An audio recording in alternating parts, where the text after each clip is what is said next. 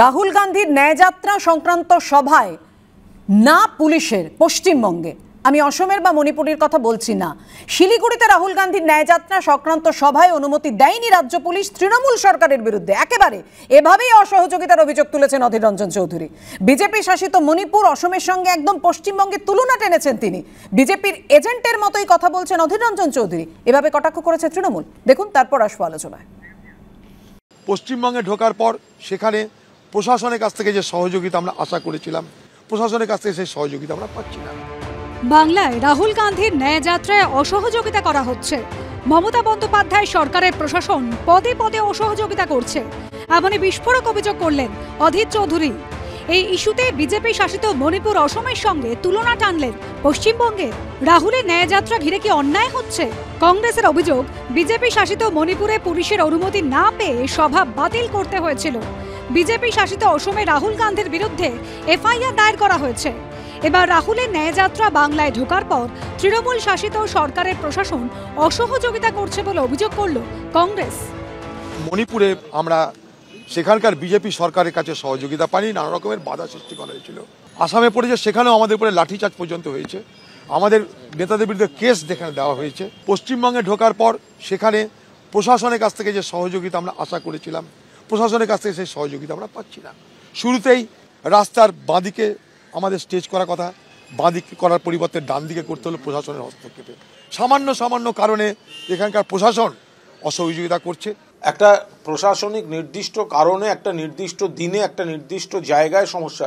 গতকালও তো রাহুল গান্ধী যেখানেই করে থাকুন, সেটাও তো পশ্চিমবঙ্গের মাটিতেই ন্যায়যাত্রায় তিনি এসেছিলেন, তো কোথায়? সেখানে তো কোনো বাধা দেওয়া হয়নি।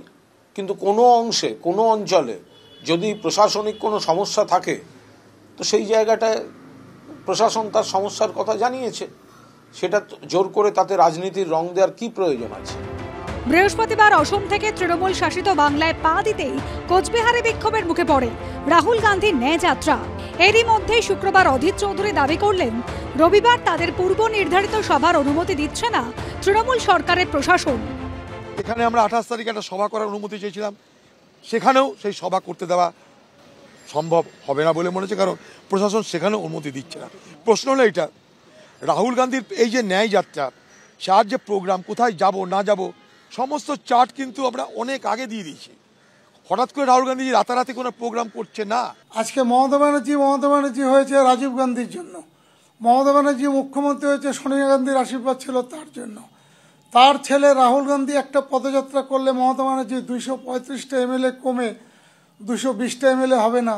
রাহুল গান্ধী দিল্লিতে মমতা বন্দ্যোপাধ্যায়কে পাশে বসিয়ে নিয়ে গণতন্ত্রের বড় বড় কথা বলেন, ওখানে নার্সিসিজম, আরো কত বড় কথা, বড় বড় সব ইংরেজি শব্দ ব্যবহৃত হয়, অর্ধেক মানেই বুঝতে পারে না দেশের মানুষ।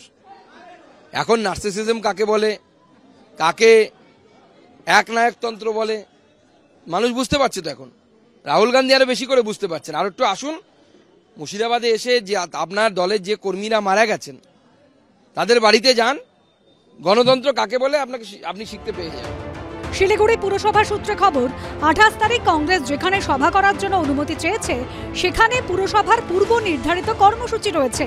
এদিকে সূত্রে খবর, মাধ্যমিক শুরু হবে সেই কারণ দেখিয়ে সভার অনুমতি দেয়নি পুলিশ। সোশ্যাল মিডিয়ায় কংগ্রেসের সাধারণ সম্পাদক জয়রাম রমেশ জানিয়েছেন, 28শে জানুয়ারি দুপুর 2টোয় জলপাইগুড়ি থেকে ফের শুরু হবে রাহুলের ন্যায়যাত্রা। পদযাত্রা শিলিগুড়িতে থামবে, সেখানে একটি জনসভা হবে। উত্তর দিনাজপুরে হবে রাত্রি যাপন। শিবাশিস মৌলিক, রুমা পাল ও আশাবুল হোসেনের রিপোর্ট, এবিপি আনন্দ। আমি চন্দনদার কাছে আসবো। চন্দনদা, আপনারা বলছেন প্রশাসনিক অসহযোগিতা, আর তৃণমূল বলছে প্রশাসনিক অসুবিধে, মানে অসহযোগিতা অসুবিধে বলছে তৃণমূল বলছে বিজেপির এজেন্ট আপনারা, সেই কারণে আপনারা রাজনৈতিক রং টানছেন। অধীর চৌধুরী বিজেপির এজেন্ট। একটা পরিষ্কার কথা থেকে শুরু করা যাক। সারা ভারতবর্ষে এই পূর্ব থেকে পশ্চিম পর্যন্ত যে পদযাত্রা, তার 3টে স্তরে ইনফরমেশন করা হয়। এক, এআইসিসির তরফ থেকে প্রথমেই পারমিশন নেওয়া হয় একেবারে ইম্ফল থেকে মুম্বাই পর্যন্ত। আমি আসছি এই অসহযোগিতা, মিথ্যাচার ইত্যাদি শব্দগুলো কেন প্রয়োগ করা হচ্ছে, এই প্রশ্নটা তুলতে আসছি। আজকে দ্বিতীয় স্তরটা প্রদেশ কংগ্রেস, তৃতীয় জেলা স্তর। এই প্রত্যেকটি অ্যারেঞ্জমেন্ট হয়েছে, কোথায় থাকবে, কিভাবে থাকবে এবং কত লোক থাকবে, প্রত্যেকটা অ্যারেঞ্জমেন্ট করা আছে। আজকে তাদের প্রশাসনিক অসুবিধা হয়ে যাচ্ছে। আজকে শিলিগুড়ি পুরসভার একটা মিটিং হচ্ছে, সারা ভারতবর্ষের একজন কংগ্রেসের মতো একটি দলের একটা সভা, তার পারমিশন নেওয়া হচ্ছে, সেখানে পুরসভার অনুষ্ঠান হচ্ছে। মূল ব্যাপারটা হচ্ছে ডাইভার্সন। আমরা বারবার একটা কথা বলছি, দেখো ইম্ফলে পারমিশন পাইনি, বিজেপির সরকার ধরে নিয়েছি পারমিশন দেয়নি। তারপরে শুরু হলো আসাম, গৌহাটিতে ঢুকতে দেওয়া হয়নি, লাঠিচার্জ হয়েছে, প্রদেশ সভাপতি অসুস্থ হয়ে পড়েন এবং আহত হন। তারপরে বাংলা, এরা জোটের কথা বলছিলেন না, সিগন্যালগুলো তো পরিষ্কার, এরাই জোটের কথা বলছিলেন, যারা বাধা দিচ্ছেন। এর আগে কালো পতাকা দেখানো হয়েছে রাহুল গান্ধীকে, কেন? তৃণমূল নিজের ঝান্ডা নিয়ে দাঁড়িয়েছিল, কেন? তারপরে কি হয়েছে? তারপরে তুমি দেখলে শিলিগুড়ির সভাটাকে বানচাল করা হলো। আলটিমেটলি এরা প্রতিটি জায়গাতে যে বাধাটা দিচ্ছে, সেই বাধাটা আমরা এক্সপেক্ট করেছিলাম, যেটা আসামে পেয়েছি, যেটা মণিপুরে পেয়েছি, সেটাই আমরা পাচ্ছি বাংলায়। কোথায় ডিফারেন্স? সহযোগিতা অসহযোগিতার তো প্রশ্নই নেই, এটা মিথ্যাচার করা হচ্ছে। রাহুল গান্ধী যাত্রা রুদ্ধ করবার চেষ্টা মানে করে। মণিপুরে, অসমে যে ছবি দেখা গেছে, যে বাধার মুখে রাহুল গান্ধীর ন্যায়যাত্রা, দ্বিতীয় পর্যায়ের ভারত যাত্রার, সে যেভাবে বাধার মুখে পড়তে হচ্ছে, সেই একই বাধা, একই অসুবিধে, একই রকম অস্বস্তি পশ্চিমবঙ্গেও। জোট সঙ্গীত তোমাদের। দেখুন একটা কথা বলি, ইন্ডিয়া জোটের প্রথম বৈঠক হয় জুন 2023-এ, আর জানুয়ারি 2024 অবধি তৃণমূল কংগ্রেসের কোনো মুখপাত্র, কোনো সাংসদ, কোনো মন্ত্রী কোনোদিন জোট বা কংগ্রেসের বিরুদ্ধে কোনো কথা বলেনি। আর সেখানে দৈনন্দিন বাংলায় সকালে উঠে দাঁত মাজার আগে অধীর রঞ্জন চৌধুরী মমতা ব্যানার্জিকে গালাগাল দেওয়া, মানে সেই কারণে চেষ্টা করি আজকে এই যে তৃণমূল কংগ্রেস, আমি তোমার মধ্যে বলিনি, শান্ত। আমার কথা হচ্ছে আজকে মমতা বন্দ্যোপাধ্যায় এই যে একলা চলবে, এই যে 42টা আসনে তৃণমূল কন্টেস্ট করবে, এই ডিসিশন কেন নিয়েছেন? তার তিনটে কারণ। Number 1 Adhir Chowdhury, number 2 Adhir Chowdhury, number 3 Adhir Chowdhury. নিজের পার্টিকে শূন্য পরিণত করে, নিজের পার্টির কবর খুঁড়েছে অধীর চৌধুরী, নিজের পার্টিকে শূন্য পরিণত করে, নিজের পার্টির কবর খুঁড়েছে অধীর চৌধুরী। যখন এই কথা বলছেন রিজু, তুমি নিশ্চয়ই ভুলে যাওনি তৃণমূলের শীর্ষ নেতৃত্ব যখন নাগাড়ে আক্রমণ করে গেছেন রাহুল গান্ধীকে, তখন রাহুল গান্ধী এই ন্যায় যাত্রায় দাঁড়িয়ে বারবার বলেছেন, মানে সেদিন একেবারে তুমি নিশ্চয়ই শুনেছো রাহুল গান্ধী কি বলেছে, যে একেবারে ভালো সম্পর্ক তৃণমূলের সঙ্গে, ভালো সম্পর্ক। ন্যায় যাত্রা তো রাহুল গান্ধী করছেন, তাহলে আটকাবে কেন? রাহুল গান্ধী আর অধীর চৌধুরী, অধীর চৌধুরী তো রাহুল গান্ধীর কথা শুনে না। অধীর চৌধুরী যে আমরা জোটে এগিয়ে গেছি, আমরা জোটের বিরোধিতা করছি, অধীর রঞ্জন চৌধুরী খারাপ, সজলদা রাহুল গান্ধী ভালো, অধীর রঞ্জন চৌধুরী খারাপ, রিজু যা বলছে।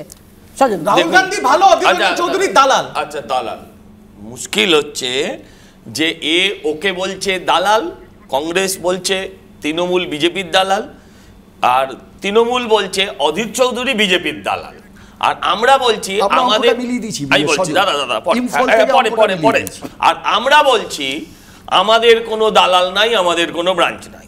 এবারে প্রশ্ন হচ্ছে, একটু আগে চন্দন দ্বারা বলেছে মণিপুর এবং আসামে তাদেরকে ঢুকতে দেওয়া হয়নি, লাঠিচার্জ করা হয়েছে, ওকে আমি একটু বললেনি। প্রশ্ন হচ্ছে উনি প্রায় 4-5 হাজার কিলোমিটার হেঁটে ফেলেছেন, হিউয়েন সাংকে হারিয়ে দিয়েছেন হাঁটার ব্যাপারে।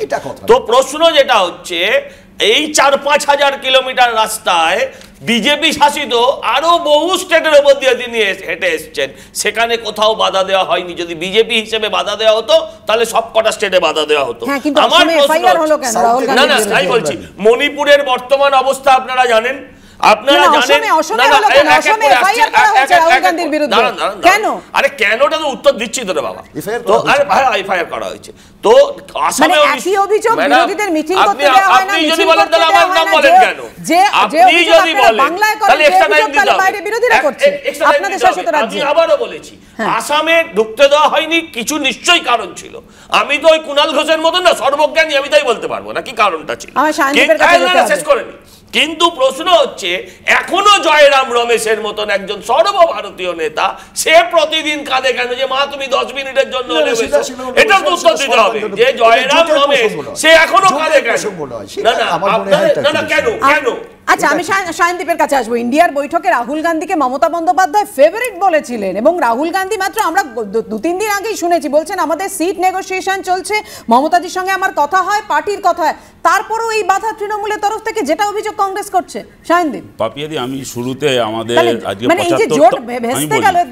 75তম সাধারণতন্ত্র দিবস, সেই উপলক্ষে আমাদের এই সংবিধানের প্রস্তাবনাটা হাতে নিয়ে আলোচনা শুরু করতে চাই, কারণ 22শে জানুয়ারির পর এটাই এখন সবচেয়ে বড় বিপদের সামনে। হাইকোর্ট নিয়েও তুমি অনেকটা দেখিয়েছো। তখন আজকে সেই আলোচনায় আমি প্রথমেই আসি যে যখন 7 তারিখে ডিওয়াইফাইয়ের ব্রিগেড হতে পারে বা এই ন্যায়যাত্রায় শিলিগুড়িতে সমাবেশ হতে পারে, বিজেপি বিরোধী রাজনৈতিক দলগুলো পশ্চিমবাংলায় যখনই কর্মসূচি নিতে গেছে এই মমতা ব্যানার্জি এবং তৃণমূলের সরকার সেখানে বাধা দিয়েছে। এই যখন তৃণমূল তৈরি হচ্ছে তখন কি বলেছিল, কংগ্রেস পারবে না, নতুন তৃণমূল তৈরি করবে এবং তারাই সিপিএম এবং বামফ্রন্টকে নিকেশ করবে। কংগ্রেস ভেঙে টিএমসি তৈরি হয়েছে। কেন হয়েছে? কংগ্রেসের মধ্যে থেকে বিজেপির দালালি করা যাচ্ছিল না, তাই কংগ্রেস থেকে বেরিয়ে এসে বিজেপির দালালি করবার জন্য সেই ইতিহাস আমরা জানি, তৃণমূল কংগ্রেস তৈরি হয়েছিল। তারপর আবার 2000 শেষ করিনি ভাই, এত ব্যস্ত হও না। 2011 সালে কংগ্রেসের মাথায় পা রেখে রাইটার্সে ঢুকলো, তারপর সেই কংগ্রেসকে ছুড়ে ফেলার দায়িত্ব গ্রহণ করলো। বিজেপি স্লোগান দিয়েছে কি, কংগ্রেস মুক্ত ভারত তৈরি করতে হবে। আর মালদা, মুর্শিদাবাদ, উত্তর দিনাজপুরে কংগ্রেস মুক্ত সেই জেলাগুলো তৈরি করবার জন্য আরএসএস বিজেপি এই তৃণমূল কংগ্রেসকেই এই বরাতটা দিয়েছে। তৃণমূল কংগ্রেস এই দায়িত্ব পালন করছে। আরে এত অধৈর্য হচ্ছে কেন?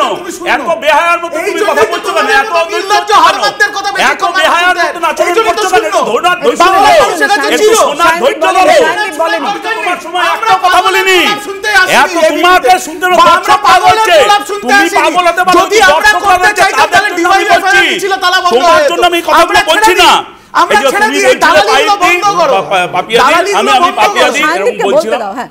তুমি এটা বলছিলে যে রাহুল গান্ধীকে বলেছিল ফেভারিট, কিন্তু তার আগেই এই রাহুল গান্ধীকে বলেছিল বসন্তের কোকিল। কংগ্রেসের দাদাগিরি মানবো না। কর্ণাটক, হিমাচল প্রদেশে যেই কংগ্রেসের পক্ষে ভোটের পাল্লা ভারী গেল, তখন দাঁড়িয়ে সুরসুর করে ইন্ডিয়া জোটে ঢুকে গেল। ওটাও আরএসএস এর নির্দেশে ছিল।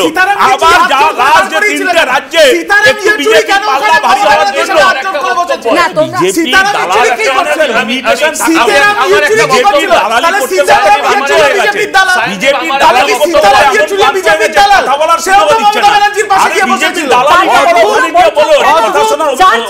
জোটের বৈঠক হয়ে গেল, বিরোধী জোট ইন্ডিয়ার বৈঠক হয়ে গেল, তারপরে এখন মনে হচ্ছে, তারপর এখন বাধা দেওয়া হচ্ছে কংগ্রেসকে, যেটা কংগ্রেস অধীনন্দন। তুমি তোমার কাছে অবশ্য আলাদা, কাছে আসবো, কিন্তু একটা বিরতির সময় হয়েছে। বিরতির আগে আপনাদের দেখাবো একদিকে যখন বাংলায় জোটের এই গল্পই বলুন বা এই রাজনৈতিক সমীকরণ বদলানোই বলুন, অন্যদিকে বিহারেও এমনই জোট সমীকরণ বদলাতে দেখা যাচ্ছে, অন্তত সম্ভাবনা তো তৈরি হয়েছে। বিজেপির সঙ্গে হাত মেলালে রবিবার ফের বিহারের মুখ্যমন্ত্রী পদে শপথ নিতে পারেন নীতিশ কুমার। সূত্রের খবর কি পাওয়া যাচ্ছে, ফের উপমুখ্যমন্ত্রী হবেন সুশীল মোদী। কেউ ভালোবেসে বলেন সুশাসন বাবু, কেউ কটাক্ষ করে বলেন পল্টুরাম বা ডিগবাজি বাবু, কেউ তার স্বচ্ছ দুর্নীতিমুক্ত ইমেজের প্রশংসায় পঞ্চমুখ, আবার কেউ ব্যঙ্গের সুরে বলেন ऐसा कोई सगा नहीं जिसको नीतीश ने ठगा नहीं। লোকসভা নির্বাচনের আগে ফের জাতীয় রাজনীতির চর্চায় শিরোনামে নীতিশ কুমার। কয়েক মাস আগে মোদী বিরোধী জোট গড়তে যিনি ছিলেন সবচেয়ে বেশি তৎপর, এখন শোনা যাচ্ছে তার ফের মোদীর সঙ্গে হাত মেলানো কার্যত সময়ের অপেক্ষা। রাজনৈতিক মহলে জোর জল্পনা, ফের ডিগবাজি খেতে পারেন বিহারের মুখ্যমন্ত্রী নীতিশ কুমার। লালু প্রসাদ ও কংগ্রেসের সঙ্গে কিছুদিন সরকার চালানোর পর ফের পুরনো বন্ধু বিজেপির সঙ্গে হাত মেলানো নাকি এখন শুধুই আনুষ্ঠানিক ঘোষণা বাকি? এমনটা হলে এটা নীতিশ কুমারের পঞ্চম ডিগবাজি হবে। मुख्यमंत्री जी, क्या गठबंधन में सब कुछ ठीक ठाक है? क्या गठबंधन में सब कुछ ठीक ठाक है? देखिए, वो मुझे नहीं मालूम है कि नीतीश कुमार यहाँ रहेंगे, वहाँ रहेंगे, कहाँ रहेंगे।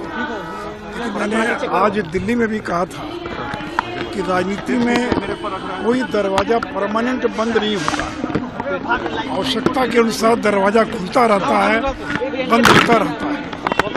अगर आवश्यकता पड़ेगी तो दरवाजा खुल जाएगा, अगर आवश्यकता नहीं पड़ेगी तो दरवाजा बंद रहेगा। तो इसलिए तो समय आने पर सारी जानकारी मिलेगी। শুক্রবারের বিহারের রাজভবনে দেখা গেছে এই তাৎপর্যপূর্ণ ছবি। বিরোধী দলনেতা ও বিজেপি বিধায়ক বিজয় কুমার সিনহার সঙ্গে পাশাপাশি বসে খোশ মেজাজে গল্প করছেন নীতিশ কুমার। এই নিয়ে তাকে প্রশ্ন করা হলে কার্যত দায় এড়িয়েছেন নীতিশ। मुख्यमंत्री जी कुछ कहेंगे? আটবারের মুখ্যমন্ত্রী নীতিশ কুমারের শিবির বদলের যা ইতিহাস, তাতে ফের তিনি ডিগবাজি খেলে কেউ যেমন হতবাক হবেন না, তেমনি এটাও ঠিক এটা ভোটের আগে কংগ্রেস ও লালু প্রসাদ যাদবের কাছে বড় ধাক্কা হবে। সেই সঙ্গে নীতিশকে ভাঙিয়ে ফের নিজেদের দিকে আনতে পারলে মোদী শাহের শক্তি আরো বাড়বে। সূত্রের খবর, রবিবার ফের একবার শিবির বদলে বিজেপির সঙ্গে হাত মিলিয়ে ফের মুখ্যমন্ত্রী পদে শপথ নিতে পারেন নীতিশ কুমার। অর্থাৎ আরও একবার বিহারের রাজনৈতিক সমীকরণ বদলাবে, কিন্তু মুখ্যমন্ত্রী নীতিশই থাকবেন। বিজেপির তরফে একজন বা দুজন উপমুখ্যমন্ত্রী হতে পারেন। শনিবার বিহার কংগ্রেস পরিষদীয় দলেরও বৈঠক। এবিপি আনন্দ। গত এক দশকে এই নিয়ে 5 বার যদি বিজেপির সঙ্গে হাত মেলান, যদি জোট বদলান, তাহলে মুখ্যমন্ত্রী পদে শপথ নিতে পারবেন নীতিশ কুমার রবিবার, যেটা সূত্র মারফত খবর পাওয়া যাচ্ছে। আমি বিশ্বনাথদার কাছে আসবো। বিশ্বনাথদা, ফের উপমুখ্যমন্ত্রী হবেন সুশীল মোদী, এটাও খবর পাওয়া যাচ্ছে। এবং এই সুশীল মোদীর একটি কথাই নিশ্চয়ই আপনিও শুনলেন, যে রাজনীতির দরজা খোলা, কখন দরজা হবে কখন বন্ধ হবে সেটা তো সময় বলবে।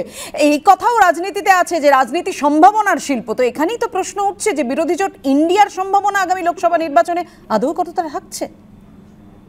দেখো, মানে উনি দল পরিবর্তন করা তো পরের কথা, ও নিশ্চয়ই মানে যা হাবভাব বুঝতে পারছি করবেন।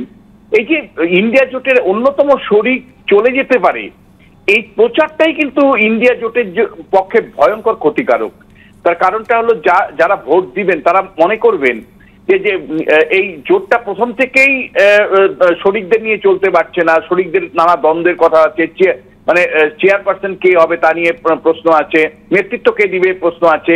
এখন জোটরা এক একজন এক এক রকম অবস্থান নিচ্ছেন। যেমন তৃণমূল কংগ্রেস বলে দিয়েছে যে তারা কংগ্রেসের সাথে জোটে যাবে না, আপ বলে দিয়েছে পাঞ্জাবে তারা জোটে যাবে না। মানে এই ভাবনাগুলোই কিন্তু ভোটারদেরকে আশ্বস্ত করবে না। ভোটাররা মনে করবেন এই জোটের সরকার গঠনের আগেই এই অবস্থা, নির্বাচনের আগেই অবস্থা, তাহলে নির্বাচনের পরে এই জোটটা কতটা ভঙ্গুর হবে। 89 সালের স্মৃতিটা কিন্তু আসবে।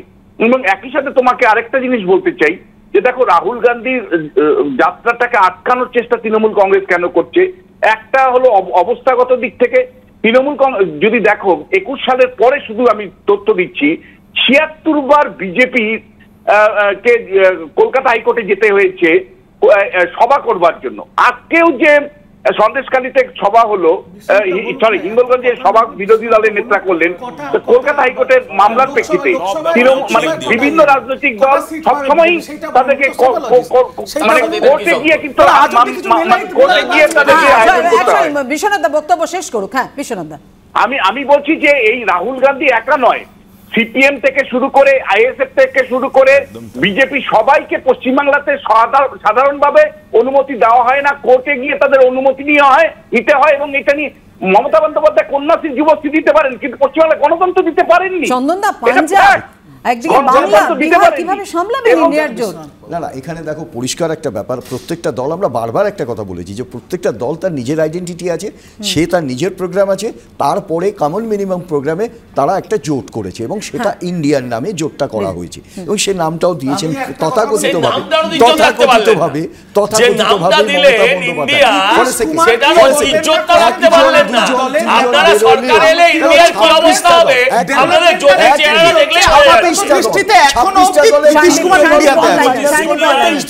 সর্বভারতীয় দলগুলো বিজেপির বিরুদ্ধে একত্রিত হয়েছে। ছোট ছোট তৃণমূল জেডিইউর মতন দলগুলো আসবে, কিন্তু নীতিশ কুমার, মমতা ব্যানার্জি